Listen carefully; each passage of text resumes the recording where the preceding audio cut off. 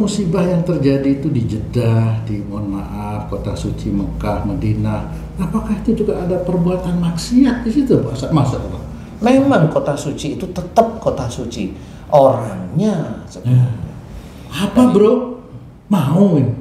Apa? Saya kan nggak tahu lah. Kota suci nggak nyangka. Oke, ya. Cewek gitu, masya.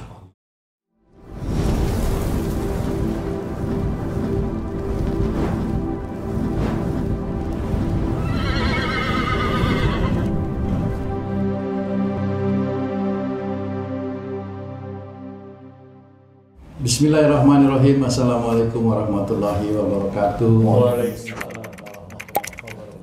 Para pemirsa dan sahabat beriman dimanapun berada, jumpa lagi bersama saya Tung di Ustadz Danu Official Channel. Apa kabar semua? Semoga kita senantiasa dalam lindungan Allah Subhanahu wa Ta'ala. Amin, amin. Sahabat beriman, saya juga sudah bersama guru kita Pak Ustadz Danu. Assalamualaikum. Waalaikumsalam warahmatullahi wabarakatuh. Sehat Pak Ustadz? Alhamdulillah. Alhamdulillah. Saya juga bersama Bang J. Assalamualaikum Bang J. Waalaikumsalam Pak Tung. Apa kabar? Alhamdulillah. Alhamdulillah ya, sehat. Sahabat beriman, Pak Ustadz dan Bang J, kali ini kita akan bicara mengenai musibah nih, masih di sekitar musibah nih.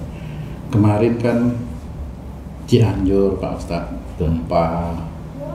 Kita sudah ngaji juga mengenai itu, bahwa bagaimanapun terjadinya karena musibah. Nah kemarin kan Pak Ustadz Asep bercerita ketika beliau pulang umroh hari Rabu, besoknya di Jeddah terjadi banjir Pak Ustadz. Nah saya juga melihat di siaran-siaran televisi Arab maupun yang di Indonesia itu banjirnya luar biasa. Yang saya tertarik juga pada banjir itu mobil-mobil Pak Ustadz. Jadi mobil itu kayak dihanyutkan, Masya Allah. Kayak dihanyutkan, jadi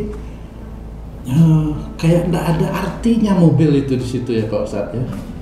Padahal kalau kita bicara air seteguk itu bisa berarti kalau dia kita minum, tapi kalau sudah banyak begitu mengerikan. Saya ada rasa seperti, kok ini kayak mau ada apa nih, Allah mau bicara apa, seperti itu. Dan kalau kita lihat di film itu memang rumah secara fisik memang tidak rusak Pak Ustadz, cuman air tetap masuk ke rumah itu ya, yang akhirnya menghanyutkan juga barang-barang kecil, barang-barang consumable kayak meja-meja ikut hanyut rumah. Nah apakah kejadian yang di sana yang begitu dahsyat, banjir kota Madinah, Mekah, dua kota suci umat Islam itu dilanda banjir, apakah itu juga sama dengan kejadian yang menimpa Cianjur seperti itu Pak Ustadz? Mohon penjelasannya Pak Ustadz. Ya. Sebelumnya bismillahirrahmanirrahim. Assalamualaikum warahmatullahi wabarakatuh. Waalaikumsalam warahmatullahi wabarakatuh. Memang kalau kita lihat Jeddah kemarin banjir, kemudian banyak sekali mobil-mobil yang dihanyutkan, hancur. Di situ tetap aja yang namanya musibah tetap nggak di Cianjur, nggak juga di Jeddah, sama saja. Istilahnya bahwasanya musibah itu tetap dari perbuatan tangan manusia itu sendiri. Bukan berarti di Jeddah itu digunduli sehingga banjir, ya enggak juga kan gitu ya. Memang sejak dulu kan ya gundul sudah ya, Gunung Batu. gunung batu ya. Betul ya. Enggak seperti itu. Nah, tapi tetap musibah itu dari manusianya sendiri. Tapi itu juga peringatan dari Allah Ta'ala bahwa sebenarnya Allah itu mau menceritakan dengan turunnya hujan kan gitu ya. Iya. Dengan turunnya hujan, kemudian itu menandakan bahwa daerah-daerah tandus itu sebenarnya oleh Allah Ta'ala mau disuburkan. Dengan turunnya hujan itu mau disuburkan, sehingga nanti pada saat Tuhan itu saudara-saudara kita di Arab itu tetap bisa bercocok tanam kalau beliau mengerti. Kalau enggak ya wallahu a'lam ya. Kalau menurut saya seperti itu. Jadi sudah harus mulai berpikir. Dan juga yang harus difikirkan adalah praktek dalam bercocok tanam itu harus praktek teknologi primitif.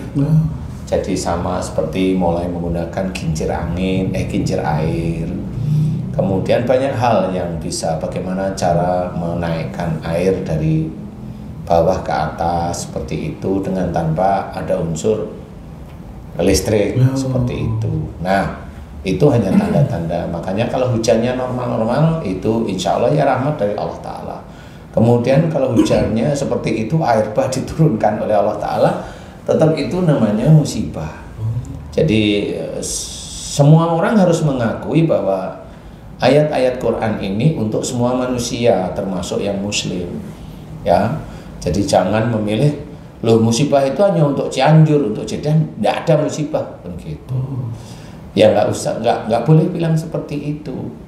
Kalau memang betul ya sudah nggak apa-apa. Memang itulah cara Allah untuk mengingatkan. Kenapa mobil-mobilnya di situ? Nah, itu biasanya ada hal-hal yang memang insya Allah ya dalam mencari rezeki itu bisa aja masih ada yang abu-abu, ada yang abu-abu. Jadi bisa aja pekerjaannya memang halal ada. Kemudian ada yang abu-abu. Loh, kenapa abu-abu? Ya sebenarnya manusia itu kalau sudah bertemu dengan uang itu pikirannya bisa istilahnya dijanjikan itu apa, nanti bisa aja itu dikhianati perjanjiannya bisa. Jadi kayak umpamanya nih, banyak teman-teman saya yang punya travel umroh dan haji itu kadang atau sering mengeluh sudah booking hotel, sudah dibayar, kemudian sampai sana jamaahnya nggak dapat hotel, hotelnya dipakai orang lain. Dan itu di Arab, dan itu tidak sekali dua kali dan banyak. Dan ada temen haji itu, temen yang punya travel haji ya bisa sampai punya hutang miliaran ya gara-gara begitu. Nah, orang itu kalau sudah sama duit itu ya begitu itu. Jadi sudah janjinya ya udah dibayar, ya. Kemudian jamaah sampai sana nggak dapat kamar. Katanya memang ini diusir karena apa? Karena dipakai dengan orang yang mau memberikan nilai lebih daripada sebelumnya. Dan itu sama, mau di Indonesia kayak mau di Arab kayak sama. Kalau sudah lihat uang itu rata-rata begitu. Jadi ya ini cerita yang memang sudah menjamur sejak dulu. Jadi ya bisa dikatakan orang itu sama, mau orang Indonesia kayak, mau orang Cina kayak, mau orang Amerika kayak, mau orang Arab kayak, mau orang Mesir kayak, kurang lebih sama manusianya. Kalau ketemu sama kecurangan gitu, Pak Ustaz. Ya walaupun tidak semua curang, tetapi rata-rata seperti itu. Jadi umpamanya mau tanya barang umpamanya, itu jelas di area Mekah tanya barang, dia harus naruh uang dulu. Kalau enggak dia nggak mau jawab. Ya itu yang memang ada yang seperti itu. Walaupun tidak semua, gitu ya. Kecurangan-kecurangan itu ada, walaupun tidak semua. Nah ini tetap akan dinilai oleh Allah Ta'ala. Dan di sana saya juga mendengar dari teman-teman yang memang mukimin ya di sana itu cerita orang-orang kelas menengah ke atas itu kalau bulan Ramadan juga jarang. Ya istilahnya tidak semuanya itu berpuasa. Jadi ada yang memang tidak berpuasa, ada yang sakit ya wallahu a'lam ya, pura-pura sakit wallahu a'lam. Ada yang memang dia itu kelihatannya puasa tapi dia tetap minum, makan seperti itu. Seperti anak kecil kalau di Indonesia lah. Itu ada teman-teman itu bilang seperti itu. Tapi ya sudahlah, itu kan urusan mereka sama Allah ya. Kenapa bisa terjadi begitu di kota suci seperti itu ya Pak Ustadz? Ya kalau kotanya sih suci, orangnya kan wallahu a'lam ya. Jadi jangan disamakan kalau kotanya suci, orangnya suci enggak. Enggak, biasa saja. Orang itu tetap punya nafsu. Jangan difikirkan kalau kota kan nggak ada nafsu. Kota itu ditentukan oleh Allah Ta'ala. Jadi kalau orang itu punya nafsu, nah, nafsu ini tetap terbawa. Dia ingin cenderung ingin uangnya besar ya dia coba aja dia pikir. Nah, seperti hal-hal tersebut itu dilakukan dan setiap saat. Bisa aja di Jeddah itu juga sama. Sehingga oleh Allah Ta'ala dimunculkan air bah yang sangat banyak sekali, sehingga menghancurkan mobil-mobil. Ya istilahnya itu ada beberapa dari pekerjaan yang dilakukan itu yang subhat atau memang yang makruh tapi dikerjakan terus-menerus, padahal kalau makruh itu sudah mendekati haram.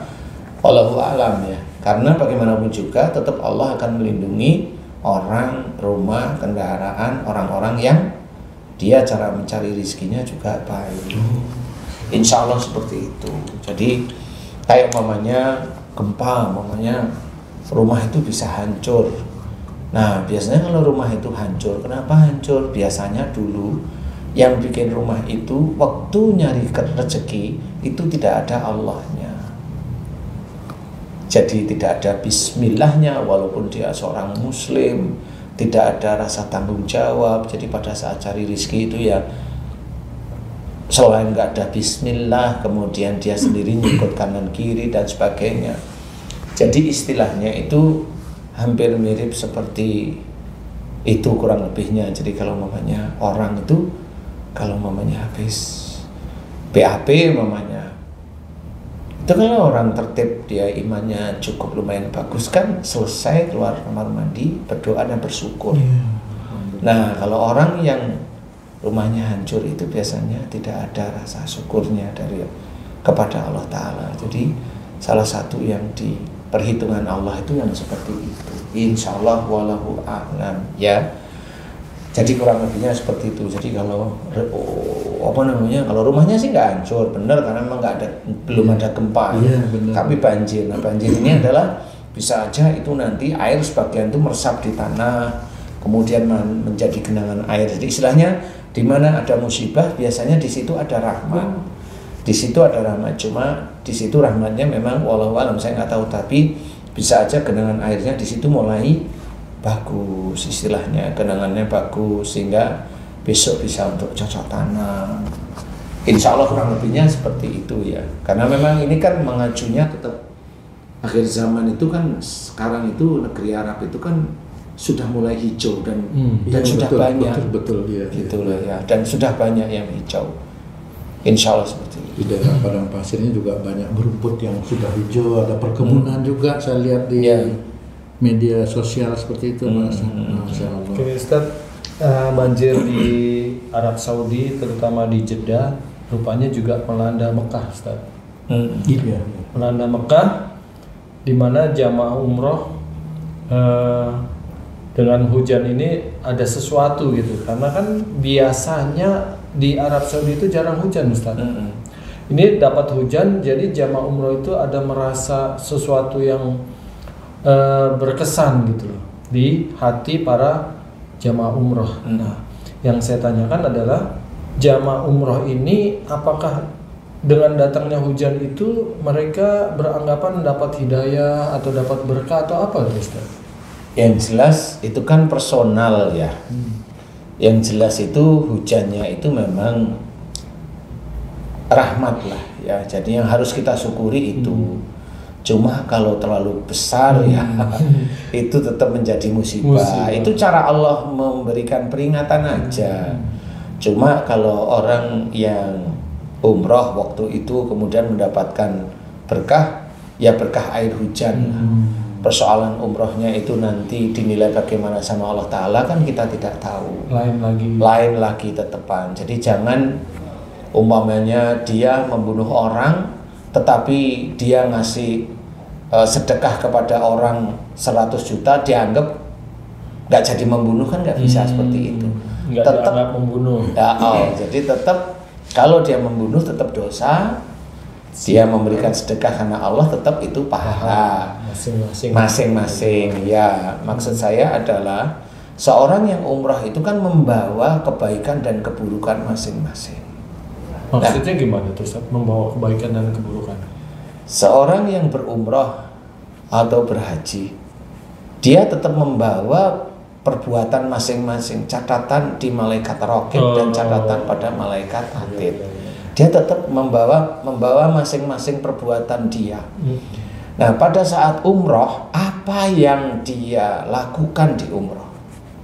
Ya, kalau dia umroh umpamanya, dia hanya minta aja pada Allah Ta'ala. Dunia. Ya, berarti yang dia dicatat banyak kesalahan dan dosa-dosa oleh malaikat atid, itu juga tidak serta-merta itu hilang. Karena yang dia cari adalah dunia. Dan belum tentu dunia itu dikabulkan oleh Allah Ta'ala. Jadi harus berpikir seperti itu. Saya pernah punya teman dulu. Punya teman, dia berhaji itu 7 kali dia berhaji. Umroh itu setiap saat. Dia berhaji itu hanya pengen punya anak. Berdoa di tempat mustajab. Sampai 7 kali, sampai dia meninggal pun belum dikasih karunia anak sama Allah Ta'ala. Jadi jangan berpikir kalau sudah ada hujan terus umpamanya dia mendapatkan hidayah, belum tentu. Paling hidayahnya dia bisa sampai di kota Mekah menjalankan umroh, itu hidayahnya. Tetapi yang lain wallahu a'lam. Kalau seseorang itu sudah mereka-reka hidayah dari Allah Ta'ala, nah itu orang yang mulai merasa dirinya hebat. Jadi kita tidak boleh merasa diri kita itu mendapatkan hidayah, tidak boleh. Itu merasa diri kita hebat, nah itu sombong. Jadi tidak boleh. Makanya yang bisa saya ceritakan adalah pada saat hujan turun itu rahmat Allah. Dan jangan disamakan setelah hujan turun, ya bukan setelah, pada saat hujan turun yang datang di situ, yang umroh di situ mendapatkan hidayah semua. Hidayah yang mana?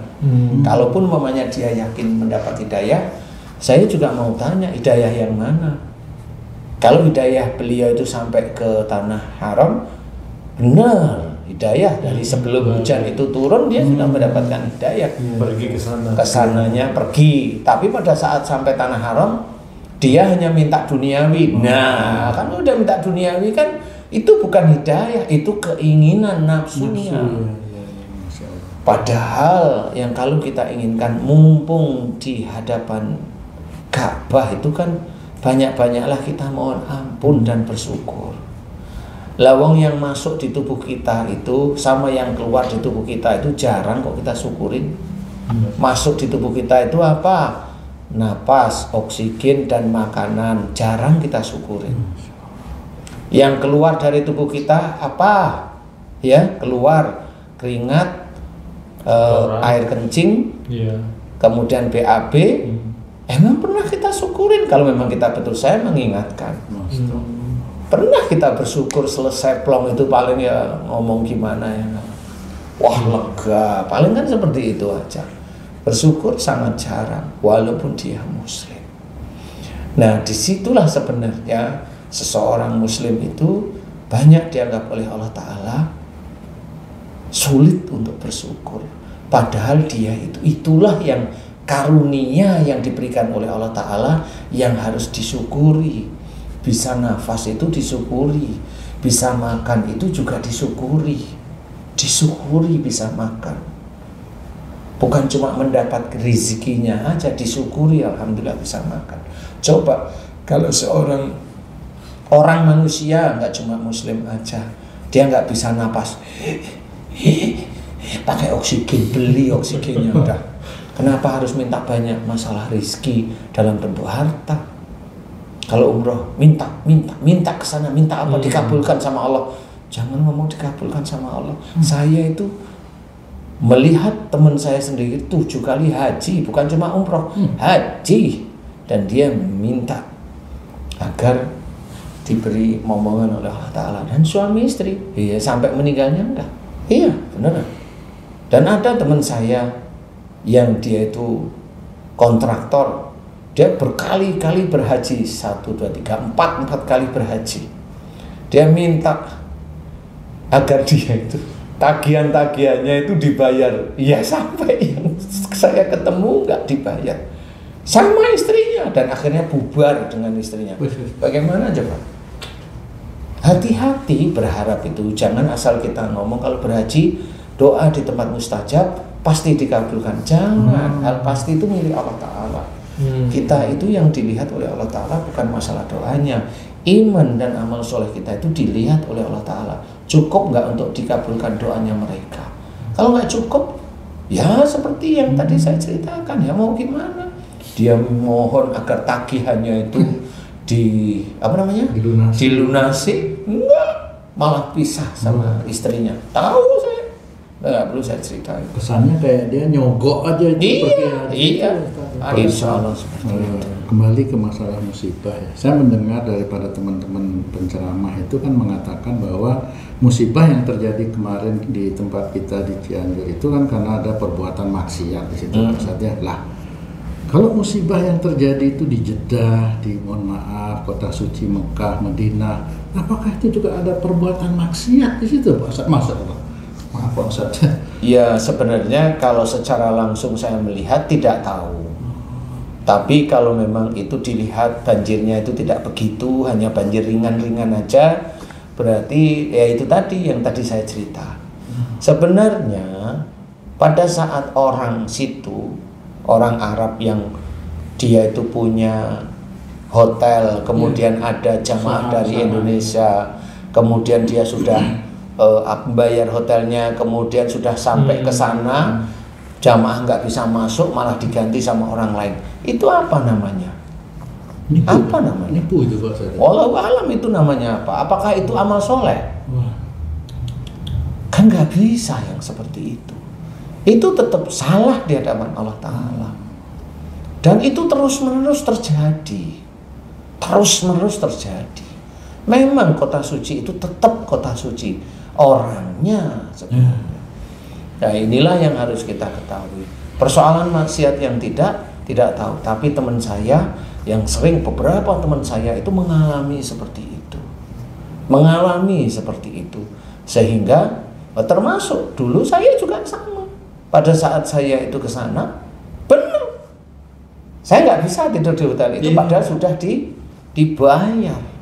Itu benar saya ngalamin, nggak cuma teman-teman yang lain, saya ngalamin. Wah, akhirnya gigih berantem di situ, akhirnya baru dicariin tempat yang lain. Tapi itu kan di mana? Itu di lingkungan haram loh sebenarnya. Nah, apa itu namanya? Apakah itu amal soleh? Enggak. Pelanggaran. Lah itu kan orang mana orang kafir di situ? Iya. Ya enggak juga. Kafir dalam artian agamanya non muslim, tapi kalau hatinya tertutupi ya kafir juga. Walaupun muslim. Walaupun muslim, iya beberapa ayat akhirnya kafir juga. Iya. Seperti itu, makanya ya kalau maksiat secara langsung umpamanya tempat ajeb-ajeb atau dugem, walau alam saya nggak pernah gitu. Iya. Kecuali umpamanya kamu kali pernah ditawari apa kek yang itu nggak tahu saya. Atau temenmu ditawarin apa kek? Iya sih memang. Tawarin rokok atau tawarin apa yang kelihatan itu kemaksiat coba. Memang dulu pernah sih saya punya teman itu Pak Ustaz. Ya iya benar Ji. Teman ya. Oh teman waktu itu menunaikan ibadah haji, maaf ya Pak Ustaz ya, di Madinah itu. Tahun berapa? Kira-kira tahun 2011 11, 12. ya, Oh sekitar iya. itu Pak Ustaz Iya. itu ya. Wah itu teman saya cerita, bro, mau ini ditawarin bro, mau tawarin apa? Madinah Pak Ustaz. Di Madinah itu? Madinah Pak Ustaz, Masya Allah. Mohon maaf. Masya Allah. Apa bro? Mau ini? Apa? Saya kan Nggak tahu lah. kota suci, nggak nyangka. ibadah, Pak Oke, Ustaz. iya. Cewek itu, Masya Allah. Hah? Yang benar loh. Benar Pak Ustaz. Wah, akhirnya saya astagfirullah, istighfar aja saya. Udah nggak usah lanjutin cerita, rusak nanti aku. Saya bilang Oh gitu. Bener nih. benar Pak Ustaz. Wallahi. Lah, Astagfirullahaladzim. apa? Masya Allah ini. Yang lain nggak ditawarin, patung yang ditawarin. Tanya. Yang lain mau, Ji. Kan Tapi caranya tahu nggak itu gimana cara Cara dapatnya. mendapatkannya. Ya, dia akhirnya kan Ceritanya gimana ya namanya teman itu ya itu Jujur, itu mau jujur. di Indonesia mau di mana aja kok ya sama aja ceritanya Ya, itu gimana? Pak Ustadz itu. Jadi nanti gini bro, kita hotel gitu misalnya, nanti cari 2 kamar. Wih, cari 2 kamar itu nama yang satu ada isinya, yang satu kosong, nanti yang satu dipakai pindah kamar gitu ngomongnya itu Pak. jelas Ustadz. itu. Loh, iya. Jelas. Saya bilang, Masya bro, Allah, astagfirullahaladzim. kesini nih duit udah cekak, lu mau, masya Allah saya baru terpikir-pikir ini apa yang seperti itu maksudnya itu. Iya, walaupun tidak semua ya, Ya, walaupun ya, tidak ya. semua Ya. ya, karena memang sebagian besar pasti menjalankan ibadah lah. Ibadah sebagai Kalau besar. kamu memang benar, ini bukan kamu ngimpi. Ini teman Loh langsung. iya, maksudnya kamu nggak ngimpi gitu loh. Enggak, om saya megang teh tarik yo panes kok. Enggak, maksudnya habis duha beneran gitu loh. habis duha beneran dipanggil. Oh. Untung waktu itu sendiri Pak Ustadz. Maksudnya apa? Kalau rame-rame kenapa? Istri saya kan masih di Oh, hotel. ada istri. Kali kalau ada istri saya nggak ditawarin gitu. Kali ya, kali. Nggak dituin tuh sama Masuk teman. ujian juga Ustaz ya. Ya, terus ujian saya- sih. Akhirnya kita ribut di situ tuh. Saya wah nggak bisa nih, nggak bisa kayak gini. Pagi saya udah. Oh gitu ya. Ya saya Kali malaikat goda kamu tuh. nggak mau makanya. Oh, malaikat tetap nggak mau ya. Ya. Apa itu ya? Ya, Masya Allah. ya memang kebanyakan di sana beribadah lah ya. Iya iya. Cuma kalau memang kamu mengalami seperti itu, yaitu kita istilahnya ikut prihatin ya. Iya. Saya aja baru denger nih. Mm-mm. Tapi kalau memang di waktu saya ada di haram dulu, saya ngalamin sendiri, teman-teman saya juga ngalamin. Jadi ngalamin, saya ngerti sendiri. Loh, kok begini ya di sini ya. Walaupun tidak semua, saya tahu tidak semua seperti itu. Tetapi kan pengalaman istilahnya. betul. Ya, mudah-mudahan yang cerita ini tidak menjadikan kita umat Islam itu surut untuk umroh. Jangan sampai kita surut untuk haji ya. Dan juga kita tidak boleh punya pikiran jelek terhadap saudara-saudara kita yang ada di kota suci Mekah atau Madinah, tidak boleh. Kalaupun itu kita alami, itu adalah ujian dari Allah Ta'ala. Persoalan mereka yang bermain-main dengan itu, biarkan mereka yang menanggung nanti dari Allah Ta'ala. Seperti kamu dan sebagainya, tidak boleh. Itu yang menjadikan ya istilahnya prihatin, tetapi tetap tidak boleh surut untuk beribadah kepada Allah Ta'ala. Tidak usah nunggu di Madinah, di sini aja banyak, malah lebih ngeri ya, di sini tuh banyak. Jadi mudah-mudahan ini jangan menjadikan teman-teman beriman, sedulur beriman itu untuk surut untuk umroh Ya. atau untuk haji. Jangan surut. Yang jelas betul-betul serius beribadah kepada Allah Ta'ala. Biarkan mereka-mereka yang mencoba untuk berbuat begitu, kita tidak tahu agamanya apa, sudah nggak usah punya pikiran jelek. Yang jelas semua saudara kita muslim di 2 kota suci itu baik semua karena Allah, hanya itu. Mudah-mudahan kita senantiasa dilindungi Amin. dan diberi keselamatan oleh Allah Amin. Ta'ala. Amin ya rabbal alamin. Termasuk teman-teman saudara kita yang di Jeddah, mudah-mudahan memang senantiasa itu bisa menjadikan buah pikir nanti kenapa seperti itu. Siapa tahu buah pikir orang-orang pintar di Jeddah akhirnya membuat selokan. Kan gitu ya. Oh iya, tidak ada selokan Ustaz saya lihat. Ya, makanya di sini saya juga ngomong siapa tahu nanti sampai ke Jeddah membuat selokan, Saluran membuat- air. ya saluran air, kemudian membuat tampungan air, Iya, ya, tiap waduk-waduk beberapa, seperti ya itu waduk-waduk bahasanya, kecil lah waduk ya. istilahnya. Iya, benar. Oh, itu kemudian ya seperti itulah. Ini hanya gambaran aja untuk menanggulangi. Kemudian kalau mau bantu di Jeddah ya silakan orang sana dibantu. Ya itu 1M kalau di Jeddah nggak ada harganya barangkali ya. Tapi tadi Pak Ustadz bilang ini Duhon sudah dekat. Emang sudah dekat Duhonnya Pak Ustadz? Ya Allah alam ya emang kayaknya Kok sih jadi maksudnya. ngeri ya itu Ya udah nggak apa-apa ya memang ya mau Gimana, gimana Cik? lagi. Aduh, jadi stres. Ya jangan stres lah Ci. Baik, terima kasih banyak Pak Ustadz pencerahannya ya dia. Iya. Mudah-mudahan apa yang disampaikan Pak Ustadz guru kita tadi, sahabat beriman, bisa menambah wawasan untuk meningkatkan keimanan dan ketakwaan kita kepada Allah. Insya Allah. Insya Allah ngeri banget nih kata guru kita, Duhon sudah deket ini. Aduh. Baiklah, para pemirsa dan sahabat beriman dimanapun berada, terima kasih atas perhatiannya. Kita jumpa lagi nanti di video kami yang lain. Wassalamualaikum warahmatullahi wabarakatuh. Waalaikumsalam warahmatullahi wabarakatuh.